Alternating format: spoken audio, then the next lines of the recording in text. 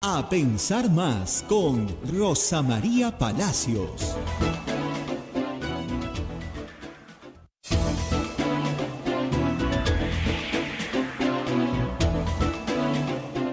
Ya estamos conectados con Radio Santa Rosa en Lima, Radio Santo Domingo en Chimbote, Radio San Martín en Arequipa, Radio Cepagua en Ucayali, Radio Quillabamba TV en la Convención, Radio Madre de Dios en Puerto Maldonado. También estamos conectados en Huánuco con Radio Huánuco, Radio La Voz de Ayacucho en Ayacucho, Radio Pública en Puno, Radio Moro en Ancash, Radio Cumbre en Huancayo, Radio Milenio en Satipo, Radio Estación Solar en Abancay, Radio Oriente en Yurimagua, Radio Los Ángeles en Cajamarca, Radio San Valentín en Lampa, Radio Activa en Cerro de Pasco, Radio Continental en Huanta, canales de televisión de cable como Onda Digital TV, Fuego TV, Quillabamba TV y otros canales que están transmitiendo a Pensar Más.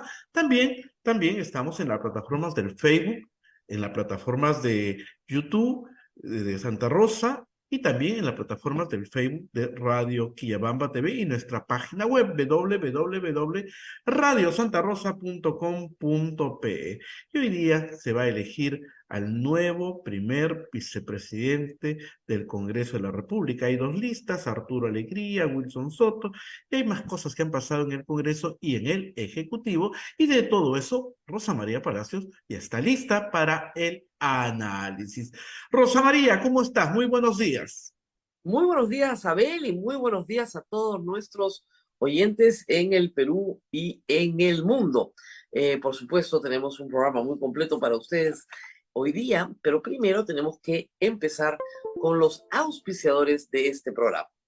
La Pontificia Universidad Católica del Perú es la universidad número 1 del país en el cumplimiento de los Objetivos de Desarrollo Sostenible, de acuerdo al Ranking Times Higher Education 2023. Este logro refleja nuestro compromiso por la construcción de una ciudad inclusiva, segura, resiliente y sostenible. Visítanos en puc.edu.pe. Centig, tu socio en tecnología. Te asesoramos en la transformación digital y ciberseguridad de tu empresa. Brindamos los servicios de TI, ciberseguridad, cloud computing, infraestructura. Conoce más en nuestra web centig.com.pe. Y no se olviden que nos pueden dar una mano, nos pueden ayudar a sostener la radio, capturando el QR que aparece en pantalla y utilizando cualquier billetera electrónica que hay en el Perú. Pero si usted no tiene ninguna billetera, no tiene Yape, no tiene Plin, no tiene ninguna otra, bueno, se puede contactar con nosotros, con su donación, a través del sistema PayPal. Es muy sencillo, muy seguro. Lo único que tiene que tener es una tarjeta de crédito e ingresar a www.radiosantarosa.com.pe y seguir las instrucciones que están ahí. Todas las colaboraciones suman y al sumar, pues nosotros podemos llegar a fin de mes. Recuerden que esta es una radio pastoral y que somos también una organización sin fines de lucro. Todo lo que entra es para el sostenimiento de las actividades de la radio.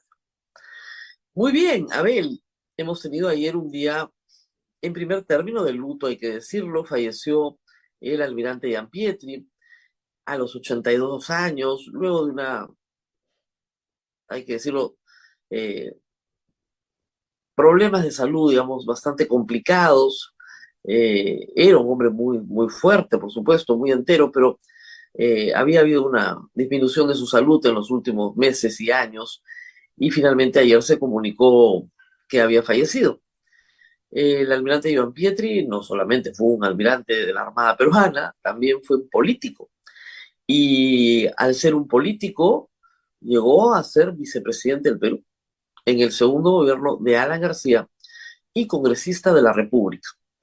Pero tal vez el recuerdo más vibrante de su acción estuvo centrado en su secuestro con los rehenes en la Embajada del Japón y de sus habilidades de inteligencia para poder enviar información hacia afuera y lograr que sus compañeros finalmente fueran rescatados junto con él, a pesar de las lamentables bajas que tuvo ese incidente. Y como digo, luego de ese incidente, que fue en 1996, terminó siendo muy activo en la política y asociado a, mil disculpas que la luz se había apagado, y asociado a el Partido Aprista Peruano en primer término, no como militante, pero sí como como una figura importante dentro de su bancada y dentro de su cargo de primer vicepresidente. Para su familia, por supuesto, las condolencias del caso. No dejó de ser un personaje, hay que decirlo, también polémico. Hay una serie de investigaciones penales que quedarán truncas, como quedan las cosas cuando sobreviene la muerte. La muerte extingue la personalidad y por tanto nadie puede ser perseguido luego de morir por los hechos que hubiera cometido durante su vida. Así que hay también una polémica, por supuesto. Algunos lo reclaman como héroe y otros reclaman que su conducta en algunos acontecimientos históricos, que serán juzgados por la historia más adelante, ¿no es cierto?, no fue la que se esperaba. En todo caso, que en paz descanse y condolencias para su familia. Por otro lado, ayer ha sido un día ajetreado en el Congreso de la República. Vamos a hablar de eso, por supuesto. El congresista Cordero fue exonerado de toda sanción luego de haber pateado a su mujer en el piso, de darle dado un puntapié. Parece que no es un tema que interese mucho a los congresistas. La votación lo salvó por un voto, 39-38. Ya pueden imaginar quiénes lo salvaron. Las bancadas que habían manifestado su rechazo a su conducta, bueno, votaron muy divididas, hay que decirlo. Incluso en Fuerza Popular, de donde lo expulsaron, los congresistas Tania Ramírez, Liz Arzaguro, ¿no?, votaron por protegerlo, por si acaso. Ayer también la señora presidenta de la República dio declaraciones sobre su viaje a Italia y Alemania. Ayer hicimos acá una larga explicación sobre lo poco aparente de este viaje. Se va a discutir hoy, se iba a discutir ayer, pero se ha pasado para hoy la discusión del permiso de viaje, que se lo van a dar de todas maneras. Y expliqué extensamente que la Iglesia Católica se encuentra hoy en un sínodo muy importante para el futuro de la Iglesia Católica. Un sínodo que va a durar 4 semanas, que se inauguró ayer, el día de San Francisco, y que tiene al Papa abocado a presidir esta asamblea y, por supuesto, a orientar los trabajos de la asamblea. Ayer también se publicó otra exhortación apostólica del Papa. ¿Por qué la señora presidenta quiere ir la próxima semana? El Papa, por supuesto, la va a recibir como jefa de Estado, ¿no?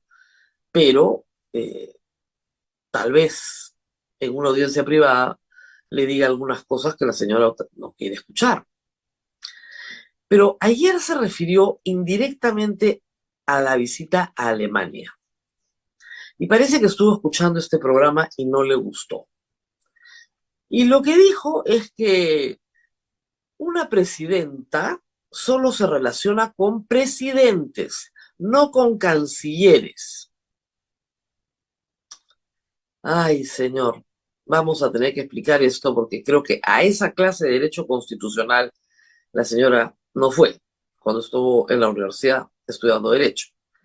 Así que para beneficio de todos vamos por cucharadas. La señora presidenta va a visitar, eso es lo que se ha informado, al presidente de Alemania, una persona muy respetable, pero no es quien gobierna en Alemania, ¿ok? No es quien gobierna. Por eso se está reuniendo con una persona que no puede hacer nada para traer inversiones al Perú, como ha dicho ayer. Y no es su homólogo, porque ella, digamos, en teoría, sí gobierna. ¿Ok? Vamos a explicar esto con calma. En América, desde los Estados Unidos hasta Chile, Canadá es diferente, después veremos por qué, pero en América, la tradición presidencialista hace que la jefa de Estado sea a su vez jefa de gobierno.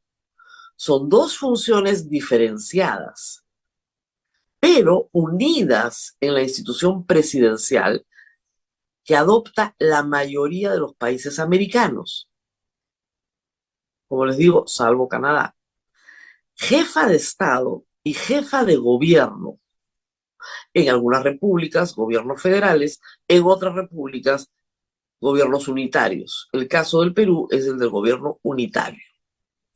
Entonces, eres jefe de Estado y jefe de gobierno. Tienes las dos funciones. ¿Qué hace el jefe de Estado? Representa al Estado. Y en la mayoría de los casos, protocolarmente. ¿Qué hace el jefe de gobierno? Gobierna. Gobierna. Toma las decisiones de gobierno. En Europa, con una tradición monárquica, se ha distinguido en muchos países europeos al jefe de Estado del jefe de gobierno. ¿Ok? Para poner un ejemplo bien sencillo. ¿Quién es el jefe de Estado en España? El rey de España. ¿El rey de España gobierna España? No. Eso lo hace el primer ministro. ¿Ok? ¿Quién es el jefe de Estado en Reino Unido? El rey. ¿No es cierto? El rey Carlos es el jefe de Estado. ¿El rey gobierna? No. Eso lo hace el primer ministro. Si la presidencia de la República del Perú no entiende eso, estamos en severos problemas constitucionales. Ella desde Piura dice, yo solo me reúno con presidentes porque son mis homólogos. No me reúno con cancilleres o primeros ministros. Ese primer ministro es jefe de gobierno, igual que ella. Ella también es jefa de gobierno. No ha entendido ni siquiera su función. En América Latina eres jefe de Estado y jefe de gobierno. En Europa, la mayoría de los países distinguen al jefe de Estado del jefe de gobierno. Pero el jefe de Estado no gobierna. No sirve para nada reunirte con él. Te tomas una foto, saludas, expresas la buena voluntad, señalas que las tareas protocolares que tienes que cumplir, las cumples. No, ella solo se reúne con jefes de Estado, no con jefes de gobierno, que no gobiernan. Es como si se fuera a visitar al rey de Inglaterra o al rey de España. Ya, muy bonito, claro. La recibe el rey de España, estupendo. Pero no es jefe de gobierno, por el amor de Dios. Y así se trató de excusar de una gira que no tiene ni pies ni cabeza, como explicamos allá. Se va a reunir con una figura protocolar, por eso decíamos ayer que la habían degradado, porque no se va a reunir con el jefe de gobierno de Alemania.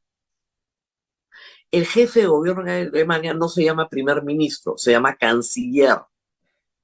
Nosotros en el Perú llamamos canciller al ministro de Relaciones Exteriores. En Alemania, el canciller de Alemania es el primer ministro y es el jefe de gobierno. Él es el que gobierna. ¿Ok? ¿Se entendió la diferencia? En Presidencia de la República no la tienen clara. Dina Boluarte debería saber la diferencia porque Dina Boluarte estudió Derecho. Y digamos, esto es constitucional 1, ¿no? O 2 en algunas universidades. Tienes que saber la diferencia entre jefe de Estado y jefe de gobierno. En el Perú, nosotros tenemos al jefe de Estado y al jefe de gobierno en una sola persona, la presidenta de la República. Nuestro presidente del Consejo de Ministros no es jefe de gobierno, aunque se comporten como tales, pero no son jefes de gobierno. Ni Estados Unidos, ni México, usted va a toda América, nosotros no tenemos ese sistema. Canadá sí tiene el sistema de primer ministro. ¿En qué se origina esto? En los regímenes parlamentarios.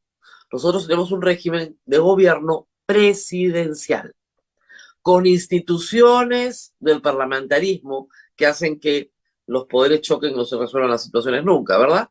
Pero en el presidencialismo puro y en el parlamentarismo puro, una de las grandes diferencias es esa, que el jefe de Estado y el jefe de gobierno pueden ser dos personas en el caso del parlamentarismo o una persona en el caso del presidencialismo. Creo que todos han aprendido algo esta mañana, hay que aprender el derecho constitucional, pero que les quede claro que el viaje de Dina Boluarte no tiene explicación alguna que no sea instrumentalizar a la figura del Papa. Y el Papa no se deja instrumentalizar. Como les dije ayer, ya trató de hacerlo Kuczynski en el 2018, no pudo, no le resultó, no pudo. Si en algo tiene experiencia el Vaticano es en no dejarse usar para una agenda que no es la agenda del Vaticano, por si acaso. No sé qué necesidad hay de sacarla del Perú con tanta urgencia la próxima semana. No lo sé. ¿Ya le gustó esto de viajar? Y luego del desastre de la gira a Nueva York, la verdad, que para la Cancillería internamente, aunque no lo digan en público, ha sido francamente vergonzoso. Sobre todo por el manejo de las comunicaciones de esa gira desde la Presidencia de la República. Terrible. Muy bien, Abel, ¿qué más tenemos que decir? El nuncio dijo algo. El nuncio, para que tengan claro, es el embajador del Estado Vaticano en el Perú. El Vaticano es un Estado. Y como Estado, tiene relaciones diplomáticas. El nuncio es el embajador del Vaticano en el Perú. Y, como sucede en la mayoría de los países, la Iglesia Católica tiene tal ascendencia, además en sus relaciones diplomáticas, y es solicitada muchas veces para intervenir, componer, mediar, que los decanos del cuerpo diplomático son siempre los nuncios. ¿Ok? Por lo tanto, en algunas actividades protocolares les corresponde dar el discurso de saludo. Abel, cuéntanos, primero vamos a escuchar al nuncio, lo que interesa. ¿Qué le dijo el nuncio en enero pasado a Dina Boluarte? Escuchemos eso. Adelante, por favor, con el video. Detrás del rechazo de ciertas formas visibles de violencia, a menudo se esconde otra violencia más insidiosa, que es la de quienes desprecian lo diferente, sobre todo cuando sus exigencias perjudican de algún modo sus intereses. Cuando una parte de la sociedad pretende disfrutar de todo lo que el mundo ofrece, como si los pobres no existieran, esto en algún momento tiene sus consecuencias. Ignorar la existencia y los derechos de los demás, tarde o temprano, provoca alguna forma de violencia inesperada, como estamos siendo testigos en estos días. Los manifestantes son principalmente pobladores de las regiones rurales, urbano-populares y amazónicos, que por años han sido invisibilizados o marginados o postergados, desconociéndose sus derechos ciudadanos. Ciertamente, la violencia contra las personas, contra la propiedad pública y privada, nunca es justificable. Es una pérdida para todos. Con la violencia no se construye, sino que solo se destruye. Sin embargo, hay que intervenir sobre la causa que la generan y neutralizarla, haciendo prevalecer siempre la fuerza de la ley. Nunca la ley de la fuerza, y la fuerza de la ley debe prevalecer constantemente, antes, durante y después. Ahí está Rosa María. Ese es el mensaje del Papa Dina Boluarte en enero. Creo que fue bien claro. Y habló del desprecio a la persona que protesta. Y lo dijo clarísimo. Esto tiene sus consecuencias, tratar a estas personas con violencia. Nadie justifica la pérdida de propiedad pública y privada y el ataque a personas individuales. Pero el derecho a la vida, hay 49 fallecidos bajo las manos de Dina Boluarte y quiere que el Papa le dé una bendición, se la va a dar, pero le va a decir, ¿qué pasó acá? ¿Por qué en vez de usar la ley, has usado la fuerza? Porque lo único que se le pidió a Dina Boluarte y al señor Otárola era que usaran la ley. Si una persona infringe la ley, la detienes, no la matas. No juegas al tiro al blanco en las calles de Huamanga, ni en las calles de Juliaca. Eso fue lo que le dijo el Papa a través de su embajador en enero, en plenas matanzas. ¿Qué quiere decir? Los tiempos de la iglesia son diferentes, ¿ah? Las cosas van más despacio. Nadie se ha olvidado lo que ha pasado, ¿ah? Yo no entiendo este viaje, la verdad. Si piensa que va a instrumentalizar al Papa a su favor después de este discurso, o se olvidaron del discurso, no lo sé. Bueno, ayer ha sido un día presidencial, porque también apareció otro presidente, Alberto Fujimori. Alberto Fujimori tiene 85 años, es un hombre que efectivamente tiene su salud disminuida, lo que es natural a esa edad. Ya no se habla de cáncer, ahora se habla de infarto al miocardio, problemas cardíacos. Hay que decir que lamentablemente la defensa de Alberto Fujimori ha mentido muchísimo en los últimos 10 años. Muchísimo. Y se hace difícil de creer sus afecciones. Pero digamos que las tiene. Digamos que las tiene. Él está reclamando que se haga valer el indulto que le dio Pedro Pablo Kuczynski. El indulto que su hija rechazó, dicho sea de paso, y que costó la salida de Kuczynski porque ella no paró hasta obligarlo a renunciar, y la izquierda lo abandonó por haber indultado a Alberto Fujimori, como era obvio. Keiko Fujimori, sí, organizó esto con absoluta claridad, sin prever que luego ella estaría meses después presa también. Pero Keiko Fujimori organizó la salida de Pedro Pablo Kuczynski y publicó un comunicado diciendo que no estaba de acuerdo, comunicado del partido, diciendo que no estaban de acuerdo con la forma en que se había entregado la libertad a Alberto Fujimori. Eso está por escrito en blanco y negro, esto no es ningún invento. Salió un año, estuvo en libertad, pero el Estado peruano observó este indulto y los familiares llevaron a la Corte Interamericana vía ejecución de sentencia, el caso de Barrios Altos, el indulto, y la Corte Interamericana dijo que el indulto no era posible por la propia jurisprudencia de la Corte. Entonces la Corte Suprema declara nulo el indulto y confirma esa resolución. Alberto Fujimori regresa a la cárcel.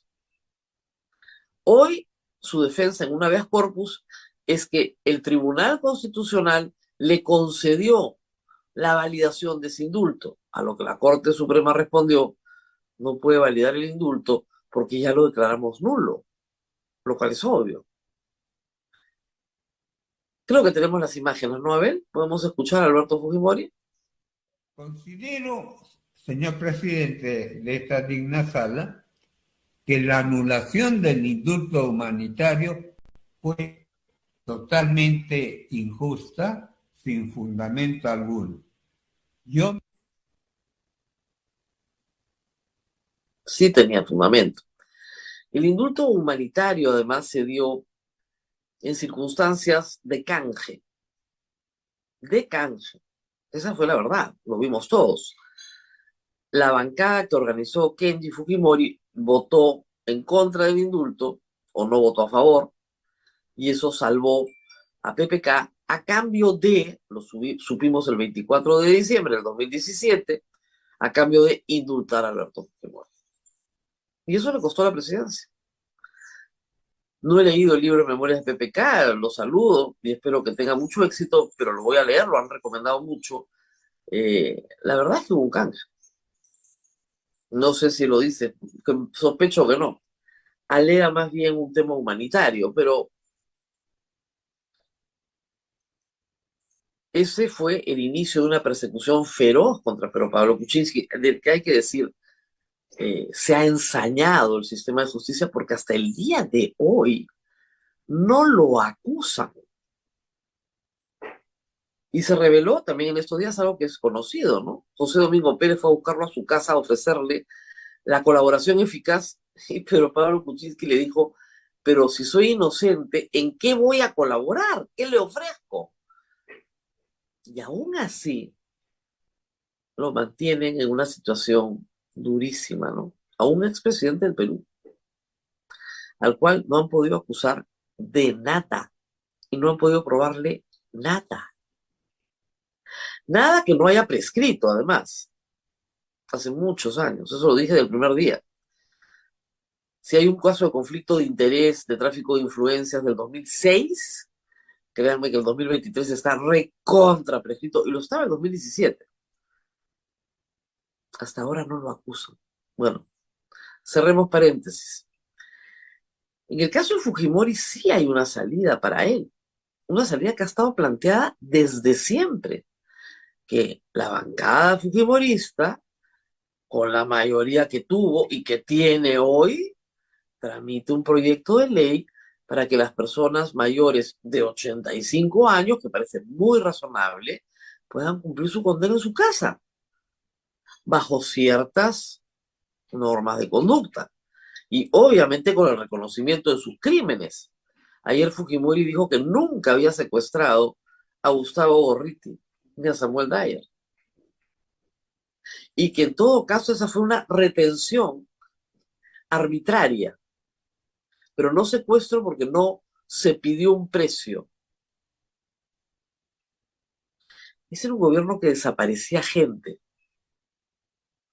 y no tenías que pagar un precio, dejabas de ser incómodo para el gobierno. Ese era el precio. Te secuestraban para luego matarte. Gustavo Gorriti, gracias a la enorme presión internacional que hubo inmediatamente después de ser secuestrado, y durante 3 días un bombardeo de embajadores, medios de comunicación internacional, el gobierno no tuvo más remedio que retroceder. Pero Samuel Dyer se quedó mucho más tiempo. Sí hubo, por supuesto que hubo un secuestro, agravado, que tampoco permite el indulto de Alberto Fujimori. Entonces, si quieren que Alberto Fujimori goce de sus últimos años en semi-libertad, después de haber cumplido, sí, 15 años de condena, entonces lo que se necesita es una ley. ¿Y quién hace la ley? La bancada de Fuerza Popular. Pero Keiko Fujimori se ha negado sistemáticamente a que se discuta una ley para personas muy mayores en establecimientos penitenciarios. Y no es el caso solo de Alberto Fujimori. Hay personas, sí, mayores de 85 años que podrían salir en libertad porque no representan una amenaza a la sociedad y porque han purgado probablemente 2/3 de su condena. Habría que ver los ajustes necesarios para que esta norma se publique. Vengo discutiendo esta norma, Abel, desde el año cuando trabajaba en Exitosa, imagínate, 2014, por ahí, ya decíamos, oiga, o sea, hace 10 años, 2013, si el señor está muy mayor y está muy enfermo, ¿por qué no se...? No, no, no. Incluso recuerdo congresistas fujimoristas muy entusiasmados con la idea, que después se apagaban completamente y decían, no entiendo nada, nos han dicho que no. ¿Por qué Keiko Fujimori no quiere a su padre fuera de la cárcel? No lo sé. Son líos de familia. Pero que su padre quiere salir de la cárcel, salir de la cárcel hace 10 años que pide salir de la cárcel. Curioso que Marcos Cifuentes hoy en la mañana dice que el 4 de octubre es una fecha recurrente a lo largo de los años en los pedidos de Alberto Fujimori para salir de la cárcel. ¿Por qué? No lo sabemos, pero hasta ahora la cábala no le funciona. Reitero, es una persona mayor, lamentablemente ha mentido mucho sobre su estado de salud, pero supongamos que sí, que a los 85 años sí merece descansar en su casa, rodeado de sus nietos, su familia, perfecto. Que le den una norma de arresto domiciliario y que cumpla su condena donde él quiera. Para eso se necesita ley. Una ley, obviamente, que no se aplica solo a su caso concreto, se aplica a todos los casos de personas mayores de 85 años, que son muy pocas, hay que decirlas, en establecimientos penitenciarios, para que éstas a su vez puedan pasar los últimos días de su vida a cargo de sus familiares, además, no a cargo del Estado. Muy bien, Abel. ¿Qué más se nos está pasando? Nada más. Contar una anécdota de algo que vi ayer y que sí es penoso. En unos instantes vamos a hablar sobre estar desconectado, estar harto, estar lleno de desesperanza, ¿no es cierto? Y una cosa que anima a la población siempre es el uso del espacio público para ser feliz. Si yo tengo un parque cerca de mi casa y llevo a pasear a mi perro, recojo su caquita, por supuesto, tengo un espacio que me hace tener un poco más de bienestar. Salir, ¿no? Si me reúno con un grupo de amigas y organizamos un baile y ensayamos en el parque, no le hacemos daño a nadie, ¿no? Estamos divirtiéndonos un ratito, contentas. Si yo me siento en una banca en la vía pública, bueno, estoy disfrutando del espacio público, que debería ser de todos, ¿ok? Pero últimamente los alcaldes, sobre todo de los distritos de Miraflores y San Isidro, se han dedicado a perseguir a la gente por ser feliz. En Miraflores expulsaban a una serie de señoras que bailaban contentas. Por si acaso en el centro de Lima, frente a Palacio de Justicia, toda esa área se usa para bailar. Y se baila horas. Jóvenes bailan caporales y disfrutan del espacio público. Muy bien. Pero Miraflores te vota.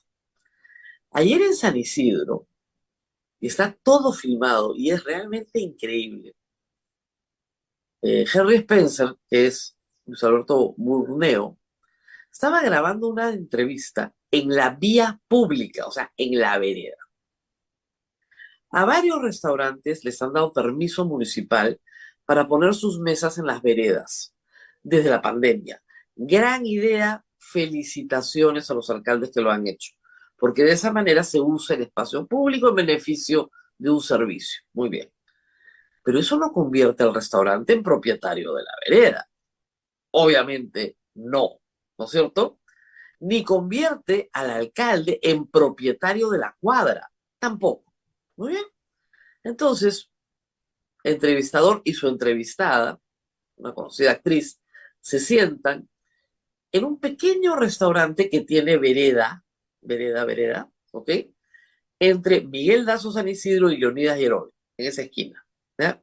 Se sientan en la vereda, piden un café, un té, y viene el mozo y dice, acá no se puede filmar. Señor, estoy enfocando, y de verdad, veías las caras y la vereda. No estoy enfocando el restaurante, ni el nombre del restaurante. No. La vereda. Ante el pobre Burneo que decía, esto es inconstitucional, porque sigue este programa, Llamaron al serenazgo. Y el serenazgo le dijo, mire, usted no puede filmar acá, porque para filmar en la calle necesita permiso municipal. En toda la calle Miguel Dazo. O sea, el primero era propietario de la vereda frente al restaurante y el otro era propietario de toda la cuadra. Se tuvieron que ir. Por supuesto, este video tiene 1 millón de vistas. La gente está haciendo una protesta en San Isidro, que no pueden tener tan poco criterio.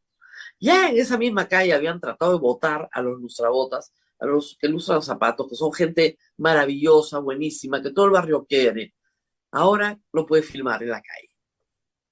No puedes tener tu clase de baile en el malecón de Miraflores. No puedes hacer yoga en el malecón de Miraflores. Porque todo es de propiedad del alcalde. Es el dueño. Tiene poder. Y te chanca para que tú no seas feliz nunca en un espacio público.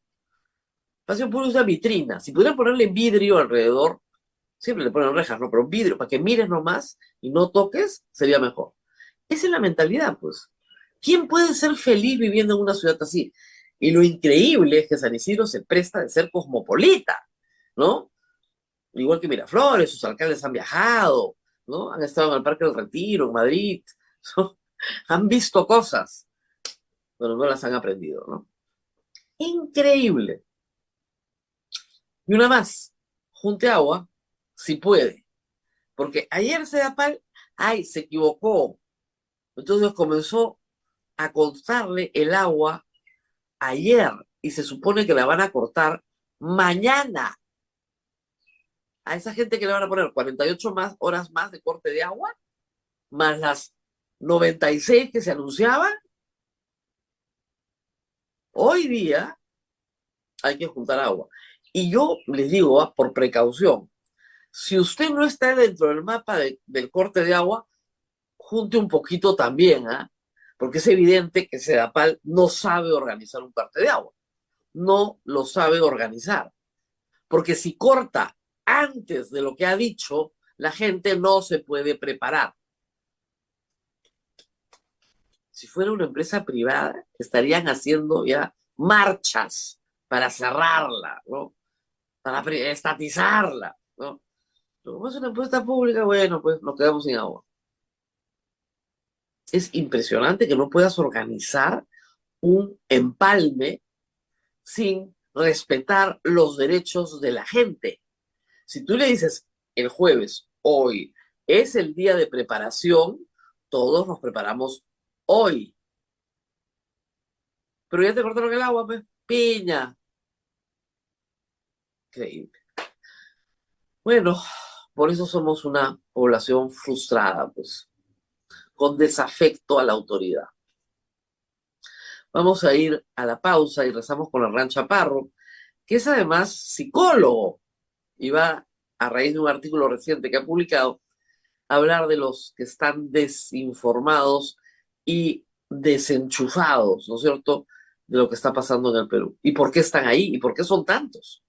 Pausa y volvemos. Así es, Rosa María, nos vamos a la pausa y ya está esperándonos el doctor Hernán Chaparro, profesor e investigador de la Universidad de Lima. Pausa.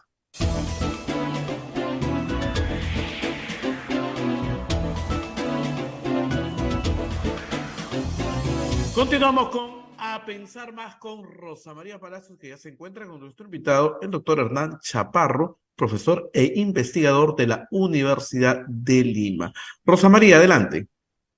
Y además psicólogo, y además un estudioso de la sociología peruana, que yo había cambiado el nombre a la columna, no es desenchufados, es desconectados, ¿no? Y polarizados entre los que sí están informados. Porque eso es una cosa curiosa, ¿no? Te dicen siempre, la sociedad peruana está polarizada entre los que están informados. Entre los que no están informados están en otra historia. Muy bien. Hernán, ¿por qué hay un sector, y tú pones ejemplos de las encuestas recientes, un sector de la población que elige no saber nada? Prefiero no enterarme. Sí.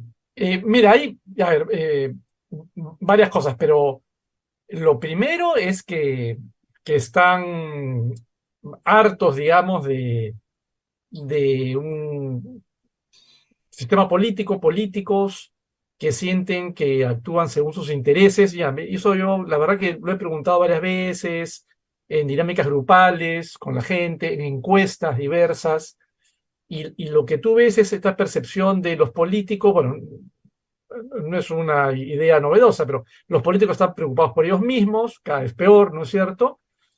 Y por lo tanto, uno, dos, hay solamente pugnas de intereses entre ellos, yo acá no pinto nada, es por un lado. Lo otro es, no tengo capacidad de influir, ¿no? No tengo cómo, si hubiera partidos, si hubiera movimientos, pensarían que sí, pero si sienten que no hay movimiento, no hay partido, no hay canales para protestar que logren impactar, entonces la gente termina diciendo, mira, mejor me dedico a lo mío, ¿no? Es Claro, una cuestión. lo cual es el escenario ideal para el político corrupto, para el que no responde, Así para el es. que abusa, porque, claro, si yo digo, mira, hemos salido varias veces a protestar, ¿no? Pero ahí los mochasueldos siguen sentados. ¿Yo qué voy a hacer? Ya salí a protestar, no sirvió de nada, no van a hacer Así es. nada, Así es. no Y hay eso, elecciones hasta dentro de 5 años, o sea que, no, y, ya pues que y, se quede. y tiene que ver, digamos, eso es, digamos, con la oferta en parte política, en parte mediática. En la oferta política, lo que estaba hablando, si hubiera grupos, líderes, asociaciones que están activas y se ofrecen como una alternativa, la gente eventualmente recurriría a eso, ¿no? No por gusto a veces, la gente para protestar y canalizarse es la típica, ¿no?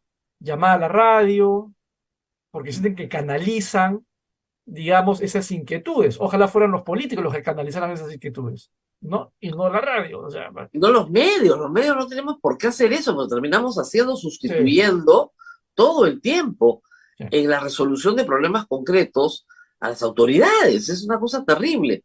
Sí. Dice, "Mira, pues esa no es nuestra función, pero Y, terminamos haciéndolo. y la otra, volviendo a los medios, es que hoy, digamos, ya el sistema de medios está súper fragmentado, o sea, y así va a ser, o sea, eso ya llegó y será cada vez más, no sé, pero el tema está que ante, digamos, el cansancio de un debate público estéril o de ver que roban y por más que se protesta no hay cambio, entonces la gente opta por, digamos, filtrar y administrar su consumo de información en aquellas cosas que le interesan. Entonces, gente muy informada, pero de sus asuntos, digamos, ¿no? Claro. Y eso. Hay un ciudadano, digamos, más, que tiene una visión más fragmentada, ¿no? Estoy en lo que me interesa y lo que no me interesa desaparece. Por ejemplo, ustedes saben, a mí no me gusta el fútbol, entonces no tengo ni idea, nada, no sé nada de fútbol. A mi gran chaparro que le encanta y es hincha de la Alianza, sabe todo, ¿no? Entonces, No sí, tanto. pues, eso puede ser razonable. Sí, El problema es que cuando la ciudadanía que vota elige y fiscaliza al elegido, se desconecta en la proporción en que se desconecte. Tú ponías algunos ejemplos. sí, sí. La gente no sabía que había un problema con la Junta Nacional de Justicia. O sea, 60% más o menos, ¿no? Hasta un poquito más, 65, o sea, casi dos tercios, ¿no? 2/3 del país no sabe ni para qué sirve la Junta Nacional de Justicia, pero no le interesa saber. Ahora, en el tercio que sí está informado, ahí sí hay polarización, ¿verdad? Ahí hay un Así es, debate profundo, cruento, duro. así es. Porque mira, algo, digamos, a ver, que haya un sector más informado que otro, más interesado que otro, eso ocurre acá y en cualquier parte del mundo, pero eh, estamos hablando de niveles, porque, ¿qué es lo que pasa? O sea, siempre se habla de, digamos, compromiso con la política, interés en la política de unos cuantos respecto a la mayoría que se informa de manera, digamos, promedio. Pero yo llamo la atención y me pareció muy interesante lo que se preguntó en el IEP, porque estamos hablando de dos hechos que han tenido, o sea, no estamos preguntando, oye, ¿quién es el presidente de Estados Unidos? Que finalmente tendría que ser alguien que sigue las cosas para saber, mira, tal, ¿no? Ya, pero no, acá estamos hablando de dos eventos muy cubiertos por el debate público mediático, en todo caso, como ha Claro. sido, digamos, todo este intento hasta ahora del Congreso por cargarse la Junta Nacional de Justicia y toda esta polémica supuestamente amplia sobre pros y contras de un Bukele en Perú. Exactamente. Entonces, el punto es dos temas con amplia cobertura mediática, 2/3 del país, ni idea. No tienen idea. Que preguntaron quién es Bukele, no sé quién es Bukele. Así es, ¿no? Después, entonces, ahí también, a ver, también podríamos decir que los medios que cubren estos temas y este debate, tal vez no sean los medios que están consumiendo las personas encuestadas. Así es. Mira, No eso los se quieren dio consumir. en las elecciones de Gonzalo Castillo, ¿no? Ha habido trabajos más periodísticos o simplemente investigación rápida, digamos. Creo que es un tema para investigar más de cómo Facebook, que suena como que la red de los antiguos, por decirlo de alguna manera, Exactamente. sin embargo, sigue siendo el 90% de la red que por lo menos tiene en cuenta la gente. O sea, será una red que está en declive, lo que quieras, pero sigue siendo el lugar donde más va la gente a nivel nacional. Y que recuerde, había un montón de radios y redes en el sur, en Facebook, apoyando a Castillo, por ejemplo. Claro. Y ahí son, eso, espacios, ¿no? Donde la gente seguramente en el sur se informa y que no están pues escuchando el medio llamado nacional, ¿no? Claro. Las redes sociales sustituyen en mucho hoy a los medios de comunicación tradicionales. Bueno, Y de ahí la crisis de credibilidad de los medios también, ¿no? Hay una crisis de credibilidad de los medios grande porque muchísimas veces pasa que al medio no le crees. Y si al medio no le crees, la desenchufada pues es mayor, ¿no? O sea, no solamente, ya, te voy a escuchar, pero ¿sabes qué? No me interesa lo que me estás contando porque, ¿por qué no? Porque no te creo. O sea, ¿para qué voy a estar perdiendo mi tiempo acá? no. Y Claro, sí, y el tema es un poco lo que tú decías, lo otro, ¿no? O sea, a ver, mi intención con el artículo era llamar la atención, si quieres, para que en una crisis política como estamos, donde los partidos no cumplen la función, o que, mejor dicho, quienes tienen que mediar no median, quienes que tienen que canalizar no canalizan. Por supuesto que hoy se está hablando de aquí, de este, el otro, mira, izquierdas, derechas, quienes quieran, pero digamos, si son proyectos que para bien tratan de volver a representar intereses, que es lo que todos buscamos, para que haya un debate que nos lleve hacia algo, ¿no? De sentido común y mejora. El gran reto es, en parte, es escuchar a este grupo que yo digo, calculo, aprox 1/3 del país, muy polarizado en algunos temas y en otros todos quieren mano dura, que es un poquito a veces lo que preocupa. Pero en fin, el tema está que es la gente informada, como tú dices, que en algunos temas se polariza, en otros consensúa, en fin. Pero el gran reto es cómo hago para llegar a este otro sector que no es que sea gente desinteresada, irresponsable, sino que es gente que está cansada, que no cree en nada. ese Entonces, es el tema. esos son los que Es la, terminan definiendo a última hora, son los que explican, contra todos los que no creen en las encuestas, son los que explican los crecimientos de 15 puntos en los últimos 10 días, porque se enchufan recién en los últimos 10 días. exactamente. Ese 60%, a ver, ese 60% yo lo vengo persiguiendo hace años porque no es nuevo.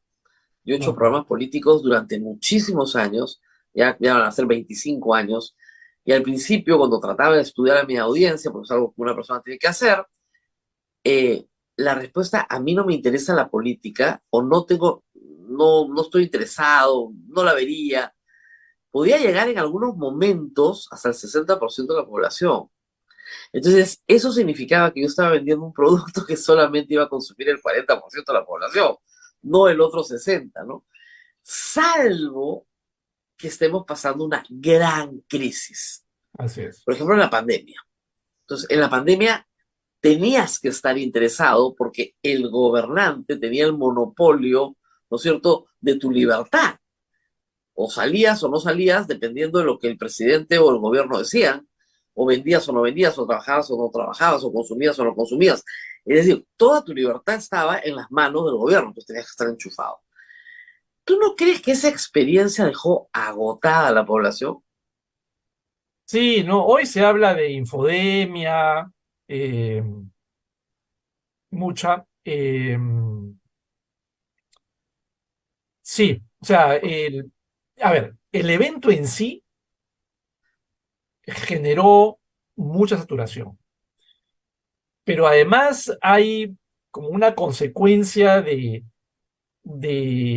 algo así como que yo creo se amarra, aunque no tengan conexión directa con la crisis del 2016, y en el sentido una suerte de sensación y sobre todo para los jóvenes, ¿no? La misma Ujú. encuesta del IEP lo que indica es, claro, el joven, su costo de salida del país es mínimo, entonces se vamos, A ¿no? eso vamos a ir Y, ahorita. Ahora y, vamos a y, de la y, y- desesperanza a la huida. claro, y a qué voy? Que es, digamos, para bien, y es un poquito a veces el problema del antifujimorismo, pues no todo lo que pasó con Fujimori fue malo, hubo cosas ¿No? terribles, pero hubo pues estabilidad económica, después ese capital acumulado mal gestionado, no se hizo la reforma del Estado que se tenía que hacer, etcétera.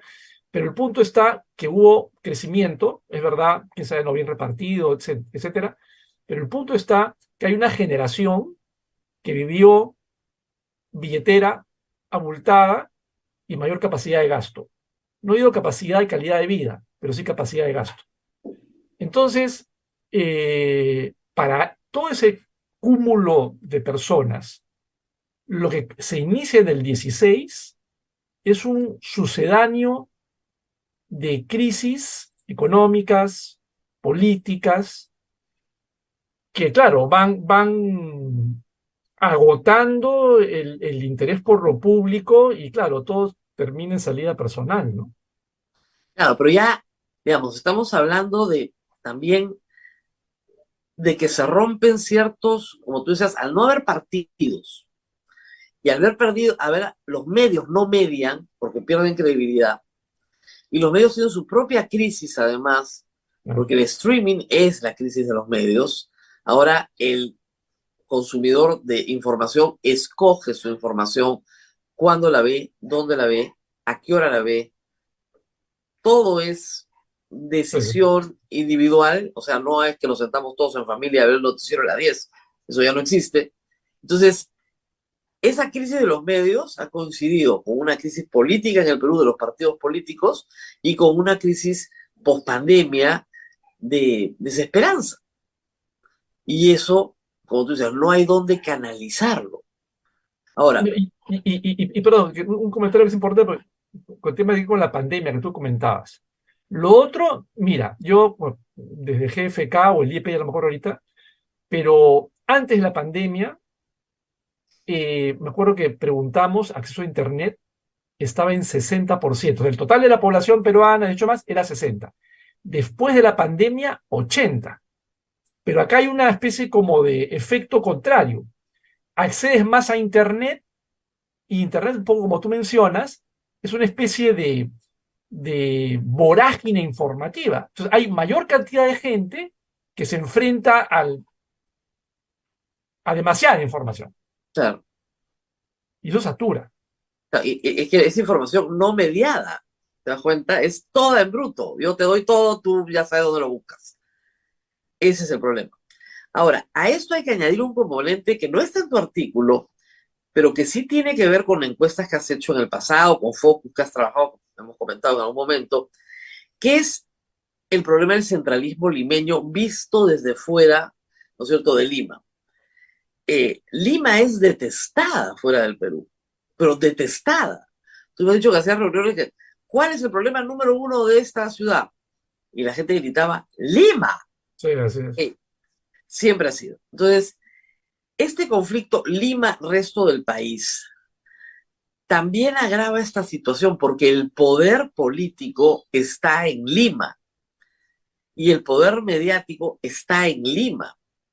Entonces, estas son encuestas nacionales. Hay una desconexión de Lima también, de estos desconectados.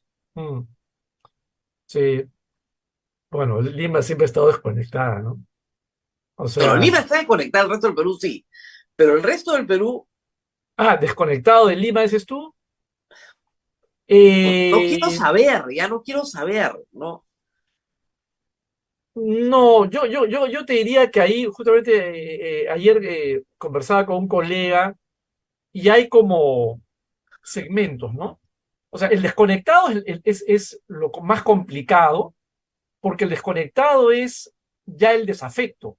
O sea, Claro, rompí con lo público y estoy en mi parroquia, ¿no? Ya. Yo creo que en el interior del país, para bien, estás algo así como en la etapa intermedia del duelo y ojalá no te vayas, porque puedes volver, que es la bronca, ya, claro. ¿no? La misma encuesta del IEP, Patti Zárate hizo este análisis de autopresión ideológica y para ver cómo los extremos, extrema izquierda, extrema derecha, son altos, aunque el centro siga siendo fuerte. Carlos Meléndez en algún momento ha hecho un comparativo en el tiempo y se ve cómo en el tiempo los extremos, o sea, pero solamente los extremos, de muy izquierda, muy derecha, el radicalismo, el forofo, ¿no? Claro. Ese polarizado afectivamente está en los extremos y ha ido creciendo en el tiempo.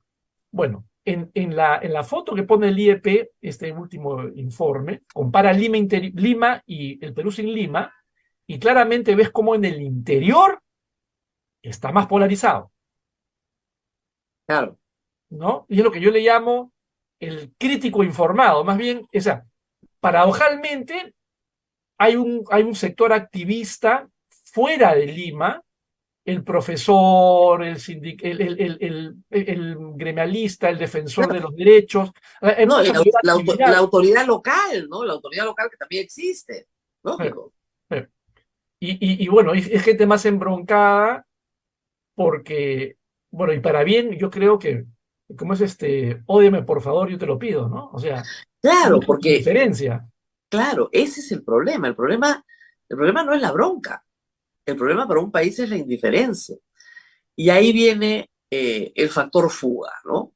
O sea, si yo termino siendo indiferente a lo que pasa en el Perú porque no le veo solución, no le veo arreglo, ni siquiera le veo arreglo a mis necesidades. O sea, no voy a tener trabajo, no hay oportunidades, termino una carrera universitaria y no me sirve para nada, o estoy por empezar, la más joven todavía, ¿y para qué? Vamos a gastar un montón de plata acá.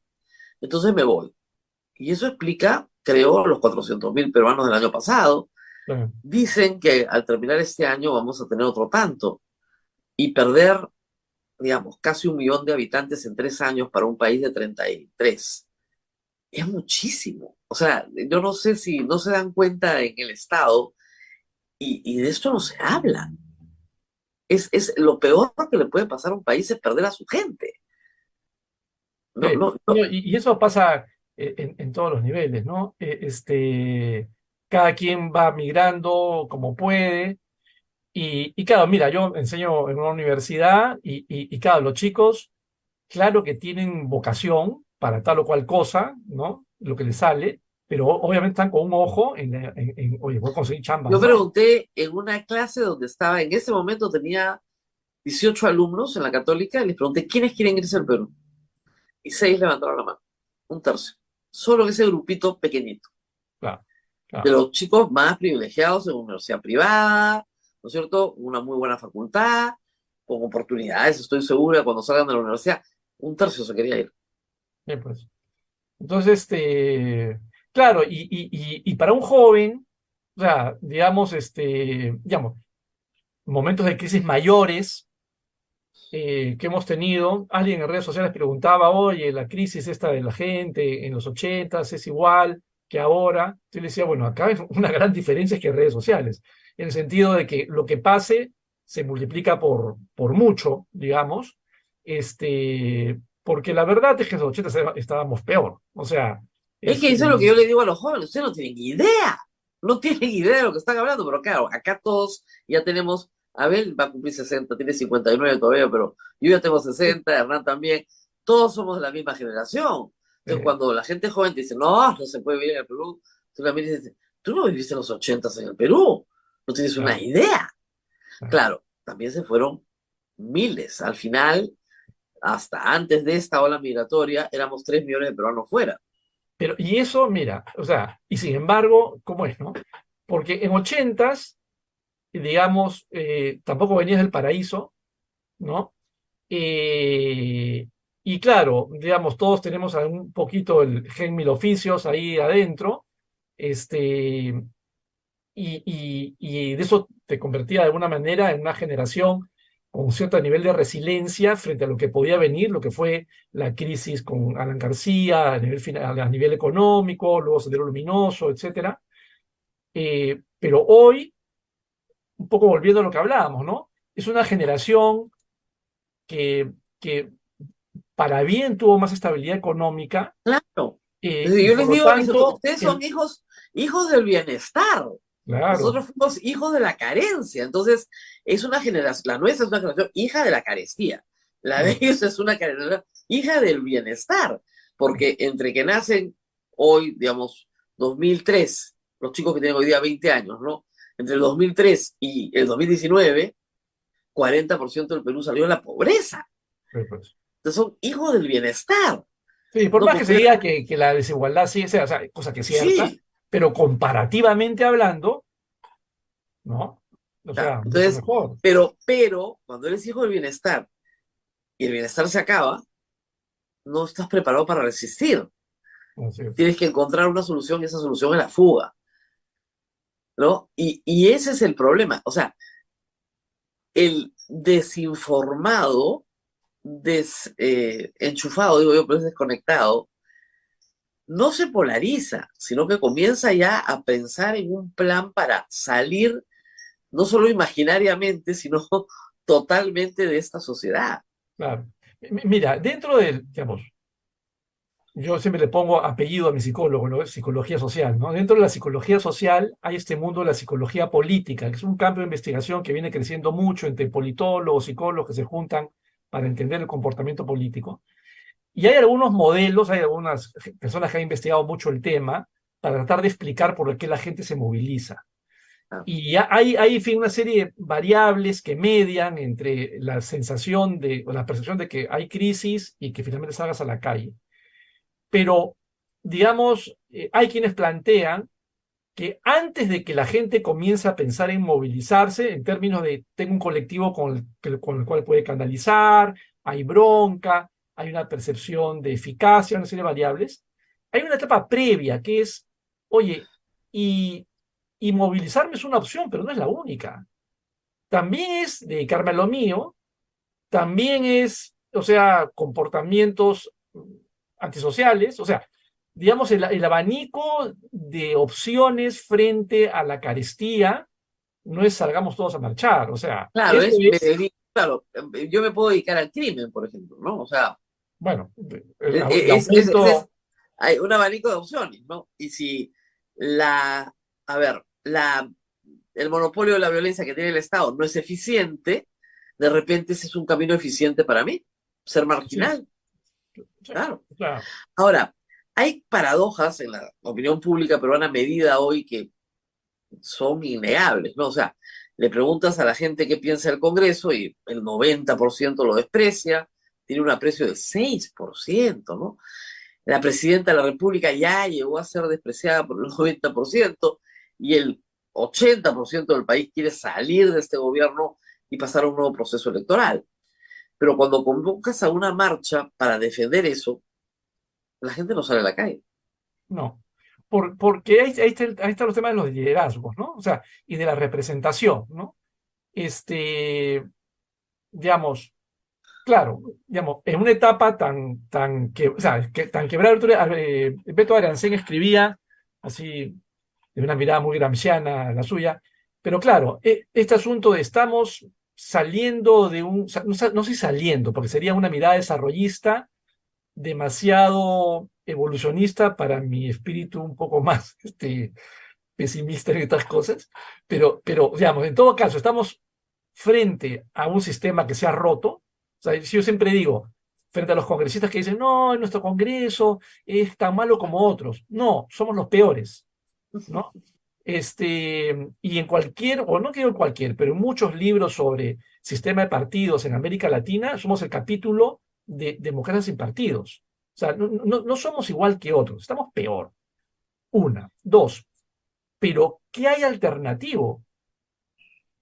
O sea, mira, yo estoy trabajando con unos colegas de Chile, jóvenes y movimiento estudiantil, Chile-Perú.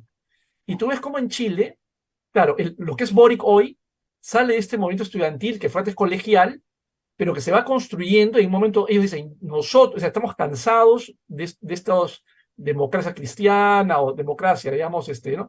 Y centro izquierda, que intentaron una transición, ya se agotaron, hicieron unas cosas, pero ya no dan más, ya dejemos de protestar, nosotros somos la alternativa. Eso termina en Boric.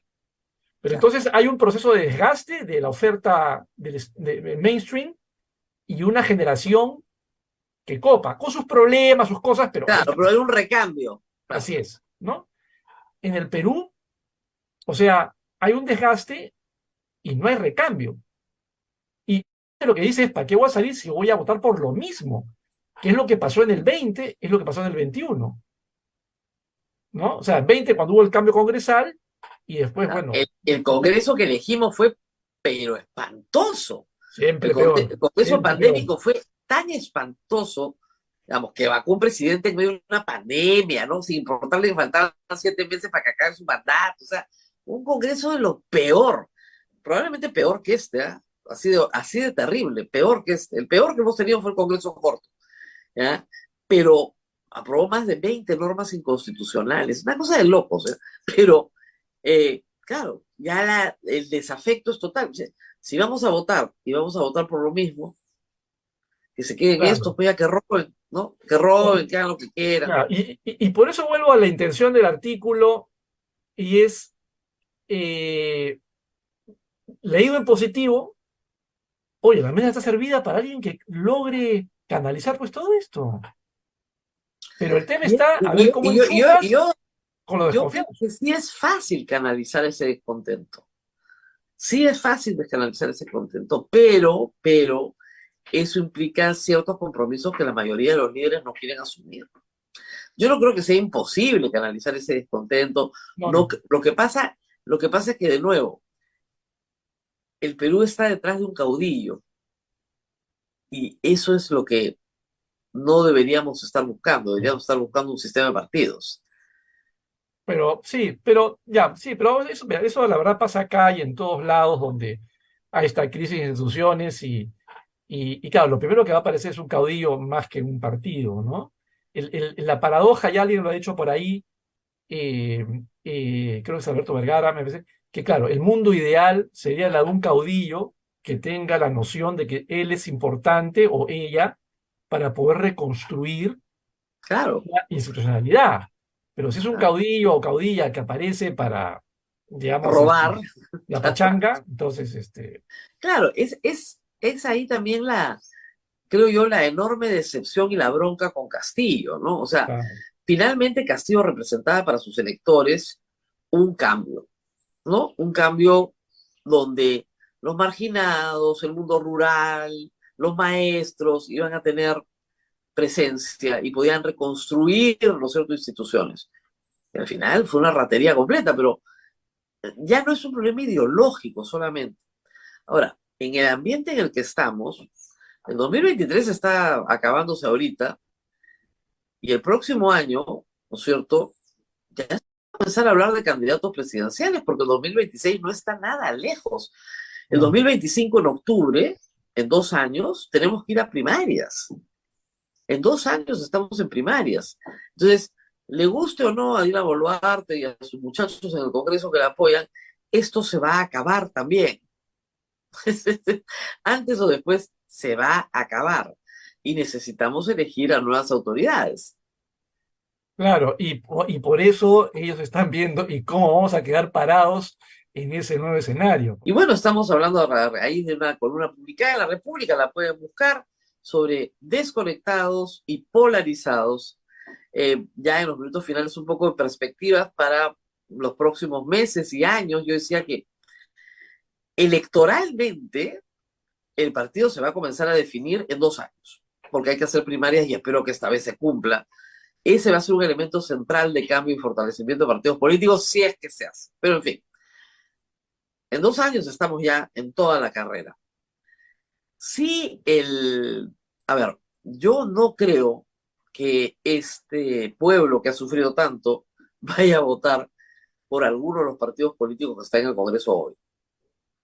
Si se pretenden reelegir, no van a reelegir a ninguno. O sea, a ninguno. Van a tener que haber nuevos partidos y obviamente hay algunos que tienen algún nivel de todavía aceptación, ¿no? Pero ¿cuáles son tus perspectivas? Porque hay la preocupación, creo yo, que si desde el poder hoy se sigue terruqueando a todo el mundo y se sigue estigmatizando con la palabra caviar, lo único que vas a generar es que efectivamente sea la izquierda y probablemente la más radical la que gane las elecciones. Sí, a ver, mira, yo creo que, digamos, en el Congreso, a ver, hay un riesgo, ¿no? Y es que en el Congreso, lamentablemente, la mayoría de los grupos que están ahí, eh, que están canalizando intereses diversos, ¿no? Donde la lógica de representación y legitimidad, ¿no? O sea, mejor dicho, jugar bien el partido del poder en el mediano plazo, ni siquiera en el mediano plazo, es un tema, ¿no? Es como el fútbol, la verdad, en el sentido de, o sea, disculpa Está bien, está bien. futbolera, pero ¿a qué voy? ¡Pum! En el fútbol peruano, en lugar de invertir en largo plazo en generar divisiones inferiores, claro, eso cuesta, tiene plata, pero es 1000 veces mejor empresarialmente hablando, ¿no? No, acá terminas trayendo jovencitos formados fuera, o, mira, yo soy fan de Alianza Lima y mi líder pirata tiene 39 años, o sea, es un crack, ¿no? Pero de 39 años, o sea, jovencitos de fuera, ya, a lo que voy es algo parecido, esa misma lógica, pasa en la política, es el corto plazo, en lugar de jugar un partido bien, no, es la mediocridad, el negocito de canalizar todos los intereses, la verdad, muchos de economías clandestinas ahí. Entonces, ¿a qué voy? Que ahí importa el voto. Chau legitimidad. Y si importa el voto, va a haber mucha presión para alterar la Junta Nacional de Justicia, el poder electoral, etcétera. Y la verdad que como les importa un pepino lo que digan encuestas y la ciudadanía, el tema es ver qué mecanismos generan para que el voto los beneficie. Con lo cual, el paso, chao, y etcétera, ¿no? Entonces, ahí es un tema que digamos, es complicado. Lo otro es que creo que en paralelo es probable, no sé por qué en mi cabeza hoy, pienso que puede ser más en los grupos que están ubicados en algo que se puede llamar derecha, si es que esto existe todavía, que podría haber cierta tendencia a juntarse, porque saben que su imagen, finalmente, al momento de votar, está muy deteriorada. Entonces, hoy se van a de Carlos Añaños o de algún otro por ahí que podría canalizar la suerte de frente. Mi mensaje a Carlos Añaños es que se acuerde de Vargas Llosa y el Fredemo, que si iba como Libertad, posiblemente le hubiera ido mucho mejor que vincularse con dos partidos desgastados como eran PPC y AP en ese momento. O sea, si hay que renovar, renuévate de una vez y arriesga, y no te juntes con los ya desgastados. Con esa chusma. Te va a costar más, seguramente, pero mejor futuro de verdad. Claro, o sea, hay alianzas que no suman, pues eso en política hay alianzas que restan. Y del lado de la izquierda, yo sospecho que va a ser, pues, como siempre, ¿no? Dividida, no, desunida, atomizado. Pero, claro, pero ahí pues pasa como con Castillo. Un desconocido, sin ningún interés, que está ahí para jalar un poquito de voto, que no pierdan la valla, ¿no es cierto? Termina siendo presidente del Perú. Sí.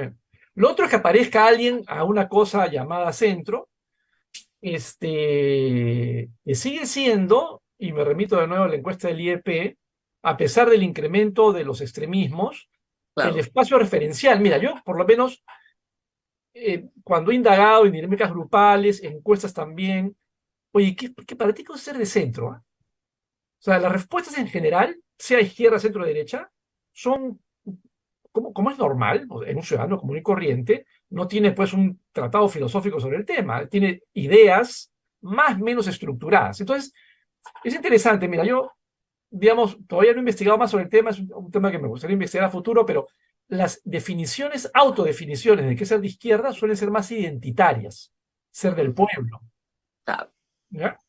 Las definiciones de gente que se autopercibe de derecha son más, ahí sí, conceptuales ideológicas. La libertad, ¿no? Ok. La gente de centro normalmente se autodefine por equidistancias. No soy extremista, ni izquierda ni derecha, exactamente. ¿no? Claro. Pero es eso, en la cotidianidad de la gente. Entonces, esa gente que se dice no soy extremista, estoy abierto a que me digas algo que tenga coherencia, es la mayoría del Perú, Bueno, como debe ser, además espero ¿no? que así sea, es lo racional, ¿no? Sí.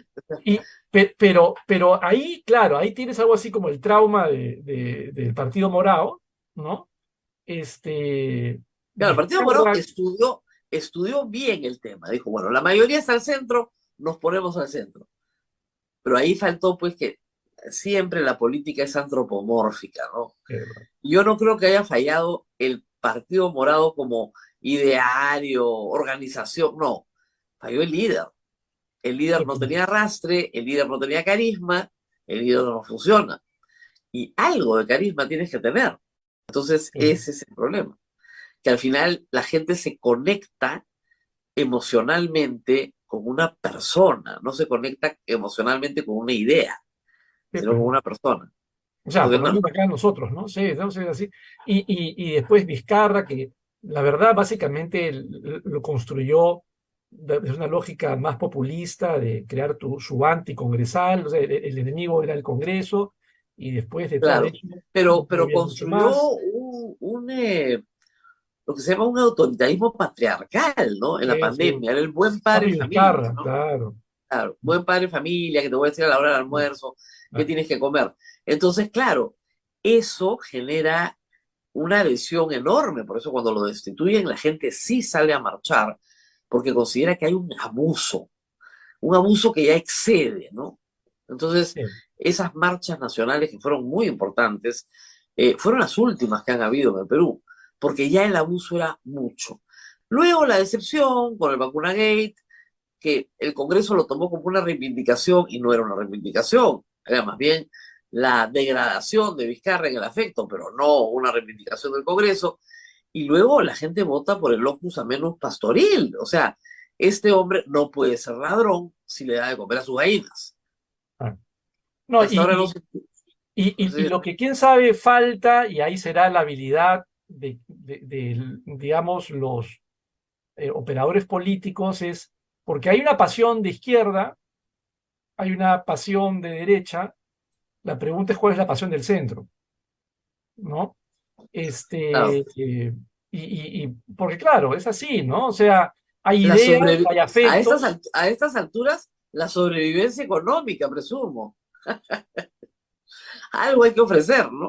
sí, sí, y ahí están los retos, pues, ¿no? O sea, como tú dices, no es imposible, está ahí, pero bueno, o sea, este, yo me imagino que, claro, si no tienes, porque hoy también hay tema de recursos, no hay aparatos, ¿no? Son precarios, y claro, sales hoy, poco antes del partido, y ya Claro. sabes que lo que te va a caer es botellazos, entonces, No, no, no, más no, de uno no, se va no sale midiendo, ¿no? nadie. En el Perú no sale nadie antes del partido, jamás. Es más, si pudiera salir 15 días antes del partido, mejor. Mientras más corto sea el partido, mejor. Claro, porque la gente ya ahí simplemente lo que tienes que generar es una impresión, Claro. nada Claro. más. Si hubiera un sistema, un aparato, qué sé yo, seguramente puede sostener las cosas de otra manera, pero de manera individual, que es la realidad, con aparatos muy chiquitos, ¿No? comparativamente hablando, o sea, sí, pues no es un partido que se sostenga por mucho rato, ¿no? Así es. Bueno, muy bien. Muchísimas gracias a Hernán Chaparro por haber estado esta mañana con nosotros. Abel, nos despedimos. Así es, Rosa María, no te olvides que hoy día van a elegir también a primer vicepresidente del Congreso. Está entre el señor Arturo Alegría García y el señor Wilson Soto Palacios. No, va a ganar Alegría, pues, o sea, esa ni siquiera es noticia, pues obviamente. Hay un pacto que llevó a esta mesa directiva al poder, ese pacto está sentado entre un conjunto de votos, esos mismos votos se van a usar para elegir a la señora Alegría ante el fallecimiento de Nano Guerra. Yo no sé para qué se presenta el señor Soto, para que hablemos de él nomás. Wilson, no el presidente del Congreso. Para que hablemos de él. La señora Mari Carmen Alba ha dicho que va a ser un papelón, así le ha dicho, algo así, un papelón, ya. O que va a ser un tonto útil, algo por el estilo. Sí. Pero en fin, tienen que votar igual, y eso va a demorar unas horas, y el permiso para Dina Boluarte se lo van a dar de todas maneras. Si no va a ir a hacer nada, entonces, que no haga nada allá y que no haga nada acá, bueno, que se trepe un avión y se vaya. Otaro la va a poder gobernar más tranquilo, que es lo que necesita, además. Muy bien. Muchísimas Gracias. gracias. Nos vemos. Gracias. Nos vemos. Hasta Hernán. mañana con todos Gracias. ustedes. Chau, chau. Hasta mañana, Rosa María. Cuídate mucho. Chao, chao. Chau, chau. Hasta aquí, A Pensar Más con Rosa María Palacios.